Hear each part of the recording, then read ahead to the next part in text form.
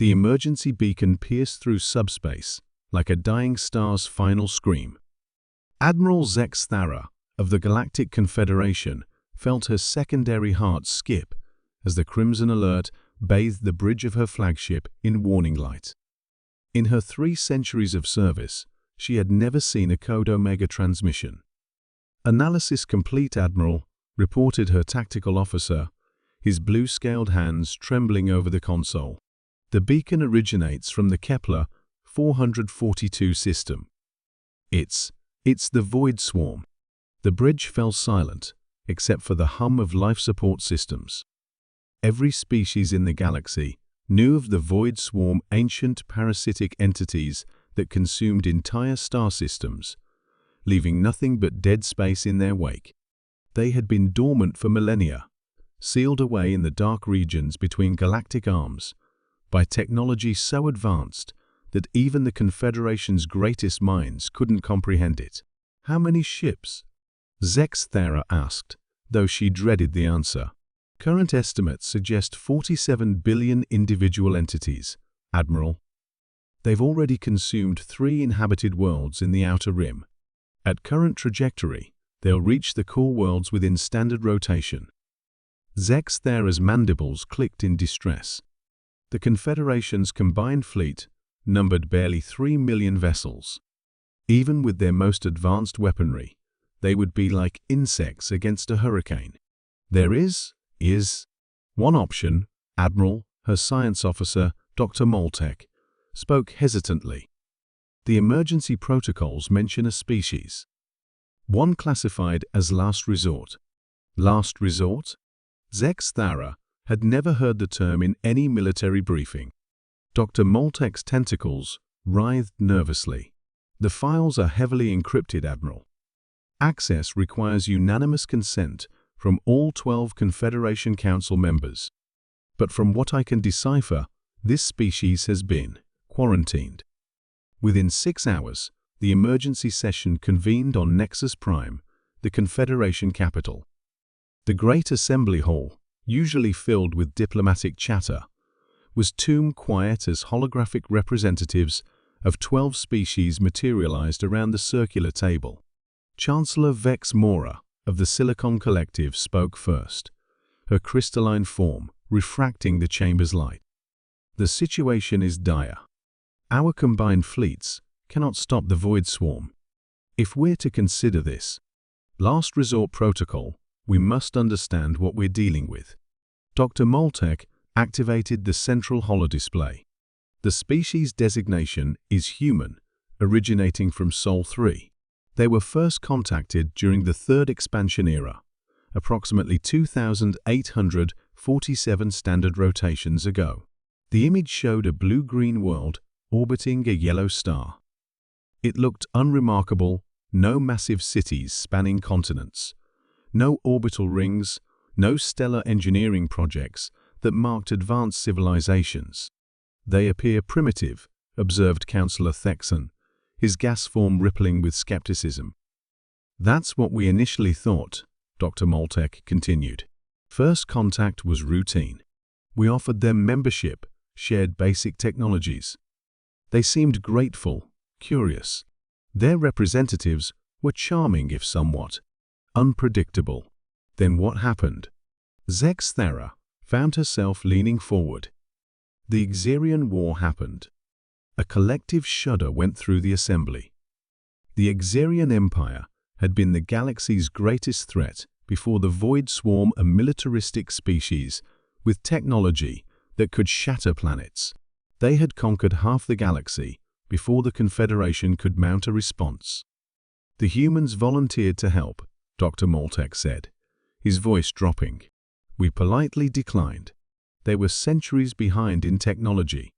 What could a species that had barely achieved interstellar flight possibly contribute? The holodisplay shifted to show battle footage. The Xerians attacked the human home system as part of their expansion. We sent a memorial fleet, expecting to find nothing but debris. Instead, the display showed something impossible. The mighty Xerian fleet, thousands of ships, equipped with reality-warping weapons, floating dead in space. And in the center, a small blue world very much intact. "How?" whispered Chancellor Vex Mora. "We investigated. The humans, they had turned their entire planet into a weapon. Not just the surface, but the core, the magnetic field, even their moon. When the Xerians entered the system, Sol 3 didn't just defend itself. It became a gravitational anomaly generator, a stellar mass manipulator, a living fortress that could bend spacetime." Dr. Moltek's tentacles trembled as he continued. But that wasn't the disturbing part. When we asked how they had developed such technology so quickly, they seemed confused. They said they had simply figured it out and made some adjustments.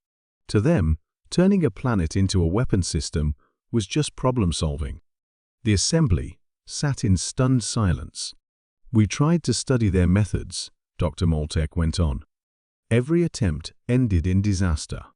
Human improvements to our technology resulted in either catastrophic failures or breakthroughs so dangerous we couldn't control them. They once fixed a simple transportation device and accidentally created a micro-black hole. So we quarantined them," Admiral Zex Thara realized. "For their safety and ours. Humans don't seem bound by conventional physics the way we are. Where we see immutable laws, they see suggestions. Where we see impossible problems, they see interesting puzzles. Their solution to any crisis is to break reality until it works in their favor." Chancellor Vex Mora's crystalline form dimmed. "And now you want to unleash them on the Void Swarm?" "The emergency protocols were written by our predecessors," Dr. Moltek explained. "They knew that someday we might face a threat so great that conventional solutions wouldn't work. The humans represent chaos, incarnate but chaos, that somehow always lands in their favor." The vote was unanimous, though reluctant. The transmission took 3 days to reach Sol 3. The response came back in under an hour, not through subspace or quantum channels, but somehow directly into Admiral Zex Thara's personal communicator while she slept. "Oh hey." The voice was cheerfully informal. "Been wondering when you'd call. We've been tracking that void thing for a few days now. Looks nasty. We've got some ideas." "Ideas?" Zex Thara sat up in her quarters, staring at the device in disbelief. "Yeah. So we've been thinking, what if we turn one of our gas giants into a really big bug zapper? We did some calculations, and Jupiter's magnetic field should be scalable. Plus, we figured out how to make dark matter sticky. The swarm things won't see it coming." Before Zex Thara could respond, the human continued. "Oh, and we might accidentally fix that whole heat death problem your universe has been having. Side effect of the anti-entropy field we'll need. Hope that's okay." 3 months later, Admiral Zex Thara stood on the observation deck of her flagship, watching as the void swarm, that ancient terror that had consumed civilizations, got systematically trapped in what appeared to be massive cosmic flytraps made of crystallized spacetime.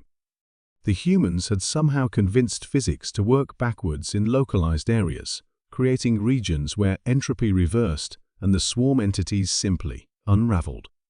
"Report from Sol 3, Admiral," her communications officer announced. The humans apologized for the delay. Apparently, their initial solution would have turned the entire galaxy purple, so they had to start over. Zex Thara watched as the last of the void swarm disappeared into what the humans cheerfully called probability sinkholes, and made a mental note to reinforce the quarantine barriers around Sol 3. Some problems, she reflected, were best left unsolved by species who thought physics was merely a set of polite suggestions.